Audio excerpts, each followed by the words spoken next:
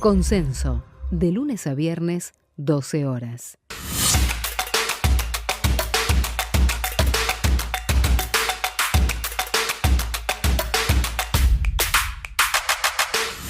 Quórum, de lunes a viernes, 14 horas.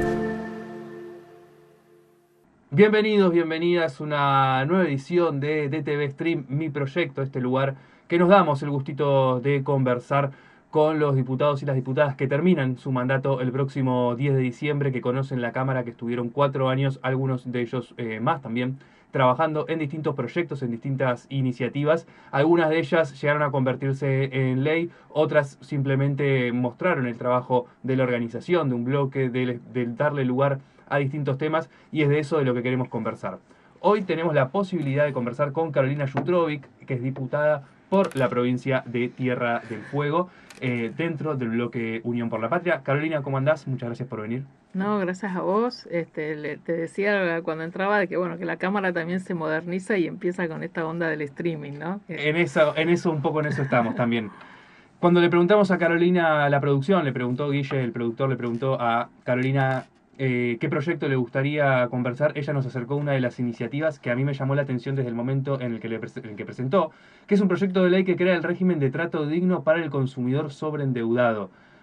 A los que tomamos bastante deuda nos suele pasar muchas veces el trato indigno, y con esto también le mando un saludo a mis amigos, a los que les debo, les pido que me tengan paciencia, ya les voy a pagar.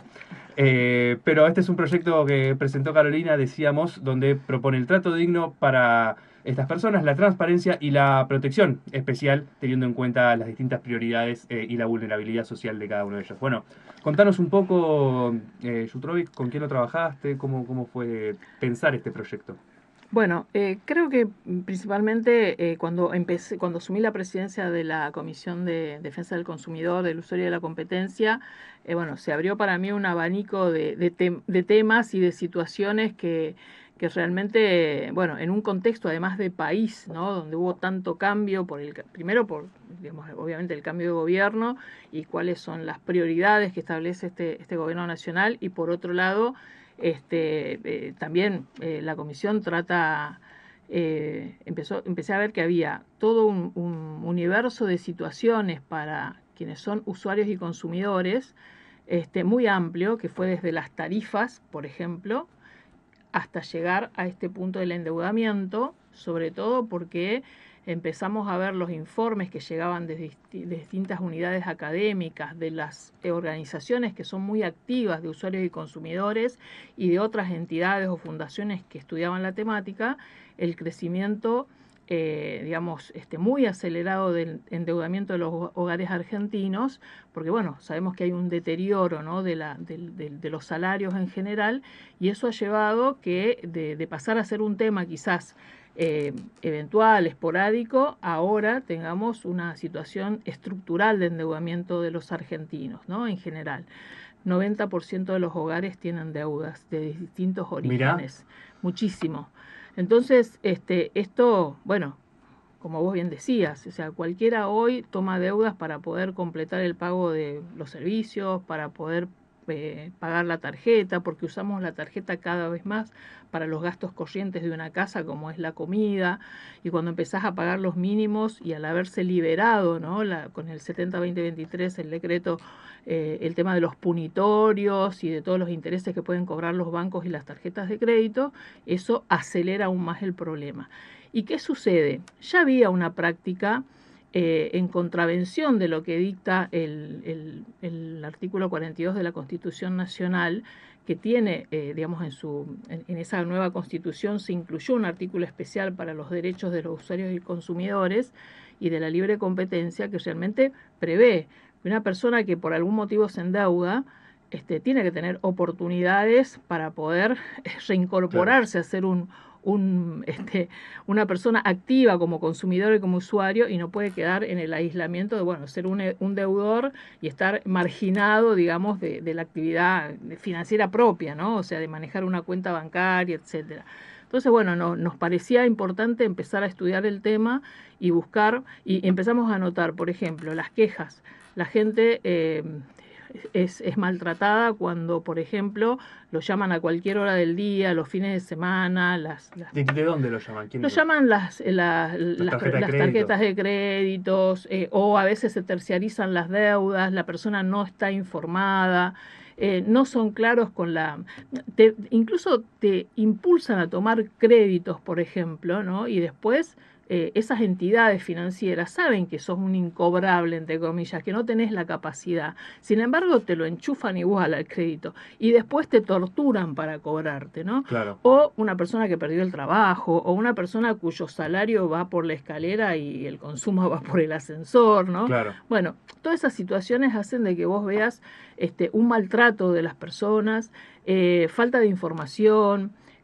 Como te decía, el hecho de que a una persona la pongan en listas negras, sin intervención de la justicia, porque lo que acá decimos es que hay mecanismos legales previstos en la legislación para que alguien se haga responsable de su deuda, porque acá no estamos avalando que alguien no pague una deuda, sino que haya condiciones para que lo pueda hacer.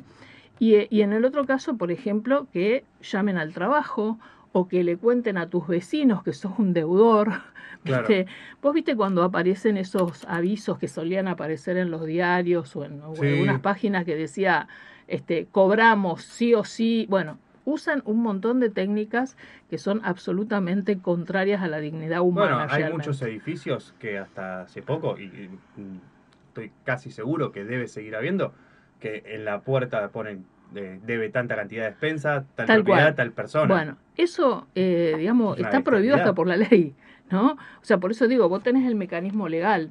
Ahora, dentro del mecanismo legal, y en esto sumo un proyecto que también intentamos poder ponerlo aunque sea en discusión en las informativas de nuestra comisión, tiene que ver que el sistema judicial tiene falencias con el tema de cómo cobrás a una persona, a una familia individual. No estamos hablando de empresas. Claro. Que vos tenés una ley de quiebras, pero esa ley de quiebras está adaptada para empresas, no está adaptada para la persona individual que tiene intención de regularizar su deuda. No le sirve, termina encareciéndole el proceso y a veces hasta siendo inútil que una persona recurra a una especie de concurso de acreedores porque es una familia, no es una empresa, Claro. ¿no? Entonces, bueno, ahí hay un proyecto muy interesante también de Agos Carreño que acompañamos varios diputados de la comisión porque también nos parece que hay que tratar esta temática y lo hablamos inclusive en las diferentes comisiones que fuimos armando por este tema,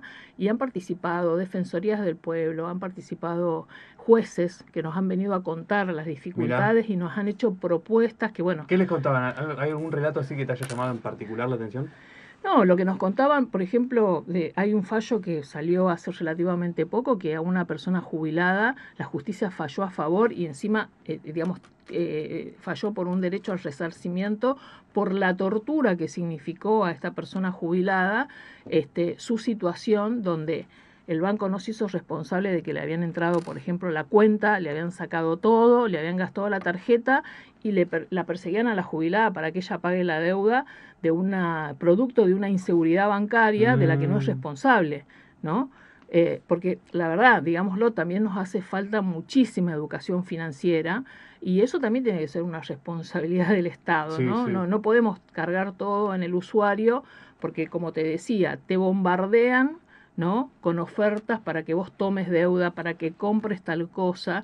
Cuando no hay una estafa detrás, hay una venta a una persona que sabemos que a lo mejor no tiene la capacidad para poder pagar. Entonces hay una responsabilidad también de la empresa o del comercio que ofrece ese tipo de ventas y después, como te decía, hostiga, ¿no?, a la persona para que se haga cargo. Entonces los jueces nos contaban, bueno, de esta situación donde finalmente la jubilada fue tenida en cuenta y quienes le querían hacer pagar esta deuda que ella no tomó, se tuvieron que hacer responsables de sus falta de normas de seguridad y, por supuesto, del resarcimiento porque fue muy maltratada. Pero Claro. después también tenés esto de que hay personas que se presentan como en una quiebra personal y la ley es muy compleja, es muy costoso el procedimiento, entonces termina o abandonando el proceso y dejando una deuda judicial o llegando a un punto donde digamos, la lentitud de los procedimientos, de los tiempos, hace que en vez de subsanar el problema, termine con más deuda todavía por el tiempo que pasó, por los intereses que le aplican, etc. Entonces hay que tener una legislación específica para estos casos. Después hay otros, bueno, dentro de los proyectos que hemos ido construyendo en conjunto también, bueno, el tema de cómo empezar a hacer de que los bancos también hagan algún tipo de quita de deuda para que la persona que tiene intención de pagar, digo, repito, esto no puede ser pensado para el que no quiere pagar o para la persona que actúa de mala fe, es para las personas que realmente tienen la intención y por alguna circunstancia no pudieron afrontar esa deuda. Bueno, que las tarjetas de crédito dejen de abusarse, ¿no?, de los intereses y los punitorios, que haya liberado el gobierno ese tipo de elementos. Eso te iba a preguntar, no ¿cómo significa. Impacta muchísimo porque hoy la persona puede llegar a tomar una deuda y pagar un mínimo de tarjeta y después no sabe cuánto va a terminar la deuda, porque eso es a voluntad del banco, ¿no?, o de la entidad financiera de la tarjeta de crédito. O sea, como está liberado, no sé, un banco quiere poner un 5% diario y lo pone, después tendrás que ir a la justicia para que declare si eso es confiscatorio o no, pero mientras tanto vos tenés todo el estrés que significa que alguien que por algún motivo no pudo pagar la tarjeta en su total, después termine con una deuda que es como una montaña encima de la persona, ¿no? Esa es la situación. Quiero volver un poco, Carolina, a lo que hablabas al principio respecto a cómo impacta la toma de deuda en momentos de crisis, ¿no?, donde muchas veces los salarios ya no llegan a cubrir necesidades básicas para la supervivencia, tal vez no solamente de alimentos, pero sino muchas veces el pago de alquileres o la educación, la salud o los servicios como la luz, el gas. Exactamente, bueno. Y voy también a los que, bueno, muchos conocemos como los usureros, esos que prestan plata a intereses y que saben que no van a poder. Lo que pasa que vos tenés claro, cuando la persona, digamos, primero, veamos el panorama, ¿no? Vos sabés que ha habido una enorme devaluación, los salarios, digamos, quedaron muy atrasados, pero además después todos los precios de las cosas esenciales, como vos bien decías, servicios públicos, los alimentos, muchas de las cosas en una primera etapa del año pasado subieron muchísimo, por eso te hablaba de este 91%, explica esta situación de contexto general. Pero mucha gente, por ejemplo, decía, bueno, cuando liberaron el precio de las prepagas, muchos intentan sostener, ¿no? Porque bueno, es la salud de la familia, intentan sostener, dejan de pagar acá, dejan de pagar allá, cuando se quieren acordar, bueno, ya no pueden asumir o la prepaga les reclama que deben tantas cuotas, si no van a quedar sin servicio.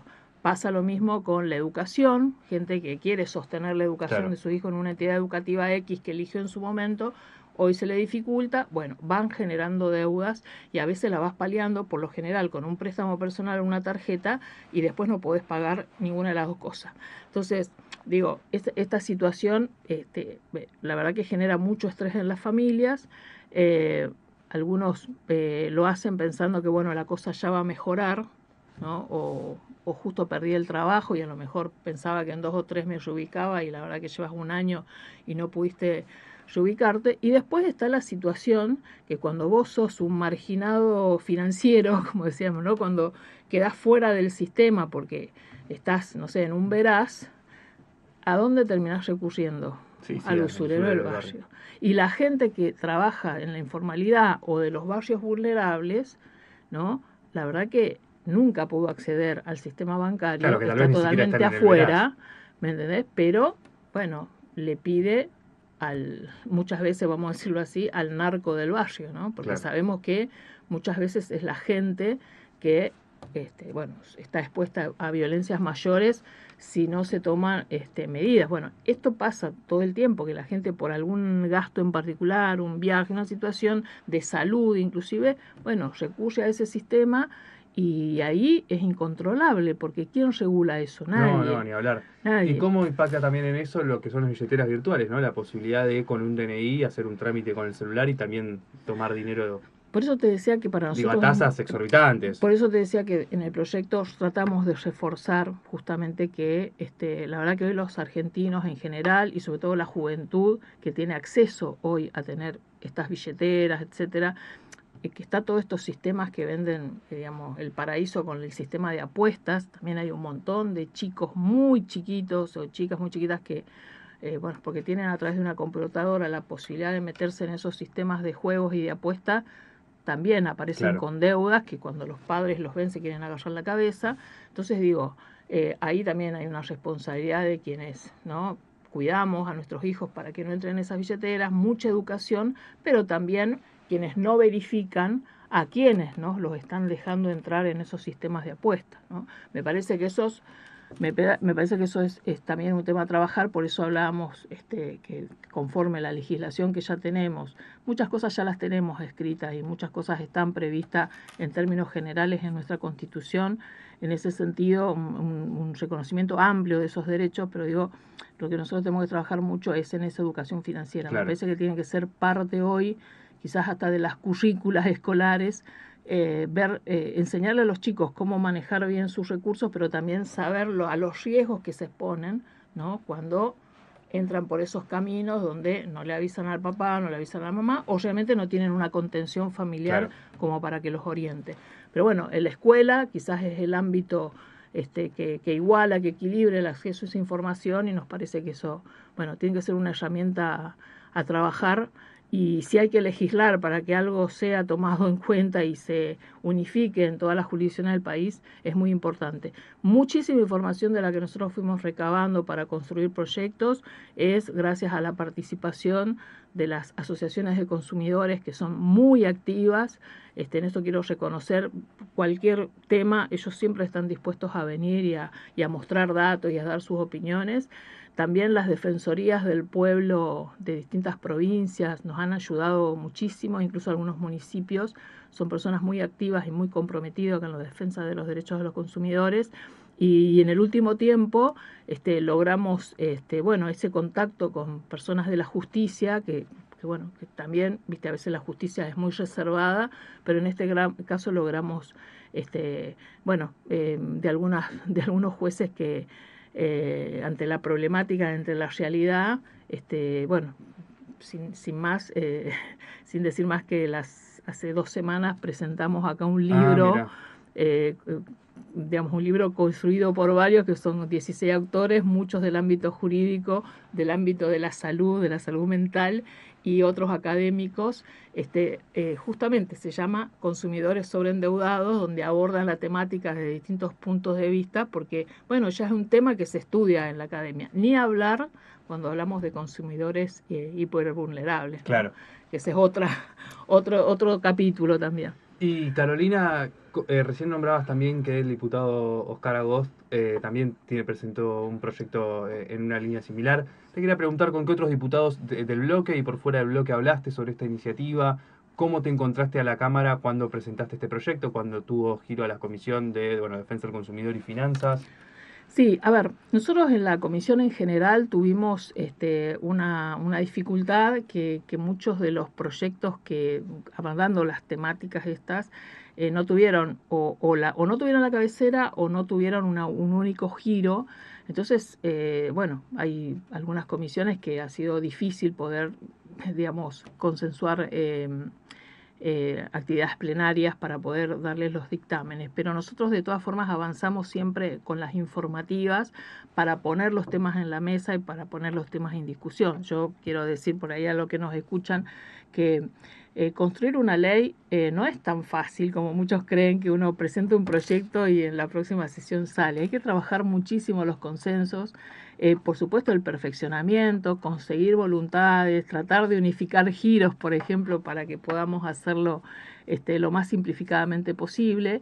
Y algunos pueden tardar meses y otros pueden tardar años, pero no hay que dejar de insistir, ¿no? Esa es mi experiencia legislativa, porque han salido muy buenos proyectos que uno después aprendió aquí, que, no sé, hace 10 años que se venían presentando y bueno, y el trabajo no solamente del diputado y las diputadas sirvió para avanzarlo, sino también el compromiso de la sociedad Claro. civil, ¿no? Porque también muchos se traccionan desde la afuera. Entonces, bueno, eso en primer lugar. Y te decía, nosotros tratamos de darle actividad a la comisión con esto, con quien es el vicepresidente, con Oscar Agos Carreño, con Eugenia Vianello, Marcela Paso, que ya estuvo en la comisión también y tenía una experiencia. Después nos han colaborado un montón de otros diputados, todos los de la comisión han sido muy proactivos para poder, bueno, acompañar los proyectos, hacer sugerencias. A veces quizás no ha llegado a una comisión, pero ha habido mucho y hay mucho trabajo de la comisión de los asesores, ¿no? que hacen sus reuniones y van mejorando los proyectos. Y para este proyecto, en ¿quiénes te han hecho así aportes destacables? Nosotros trabajamos, ahí te iba a decir, nosotros trabajamos con gente de la UBA, con Sebastián Baroselli y un pasante, digamos, un estudiante de su maestría que lo pude incorporar luego como un asesor externo, Lucas Lucero, que es un abogado muy joven, que bueno, entusiasta del derecho al consumidor, y bueno, me trajeron la propuesta el año pasado, y dijimos, bueno, empecemos a hablar, a trabajar esta temática, cuando ya se empezaron a ver los primeros datos, que salieron, las primeras publicaciones fueron a fin de año, después este año ya hubo, y bueno, trabajamos este proyecto, trabajaron también con mi compañera Andrea Freites, el de específico del tema de alivio a través de algunas cuestiones en las tarjetas de crédito, como te decía, empezar a regular algo de los intereses, porque si no es imposible salir del pozo.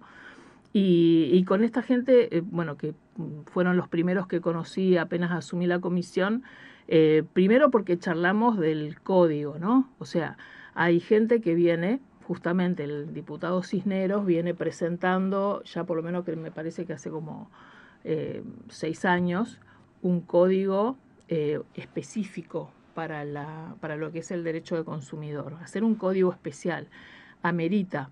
La mayoría de las provincias, los fueros judiciales, digamos, de las provincias no lo tienen, en lo nacional tampoco, todos va como a lo civil, Cava lo tiene y funciona, porque también te sirve para, bueno, discriminar cuántos, que no vaya todo en lo general a lo civil y comercial, sino también tener un foro específico que sirva, ¿no?, para discriminar realmente cuántos casos hay y cómo los puedes solucionar. Como te decía, Claro. jueces que dicen, che, esto se da, estas situaciones judiciales se dan permanentemente, hay que buscar una solución ahí. Hay que modificar la ley o hay que mejorar la ley que tenemos.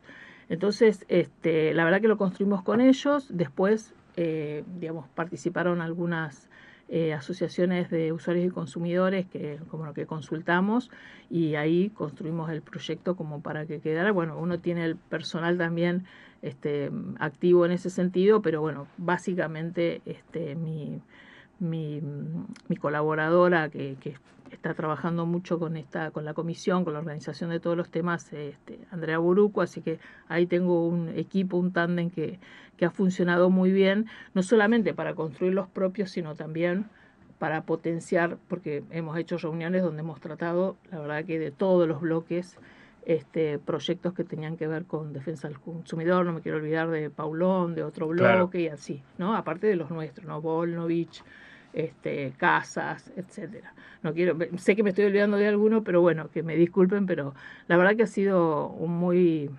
lindo trabajo, una muy buena experiencia para mí. Y si me podés contar rapidito, te vamos a pedir ahora que en este último minuto mires a cámara y nos digas en tu paso por la Cámara de Diputados por qué querés ser recordada. No tengo esa pretensión, no pretendo ser recordada. Creo que, como te decía, para mí el trabajo en la Cámara es colectivo. Sí, me interesa que me recuerden en mi provincia, que me reconozcan que bueno, básicamente que mis promesas o mis compromisos, que los compromisos que uno asume en la campaña de defender tales o cuales temas, haya puesto palabras sobre esos asuntos, y cuando me tocó votar una ley vinculada a los temas en mi provincia, tiene que ver con la industria, con la energía, con el desarrollo local, que cuando me tocó poner un voto en esos temas, lo hice a conciencia y en la convicción de que estaba cumpliendo mi contrato electoral con mis votantes.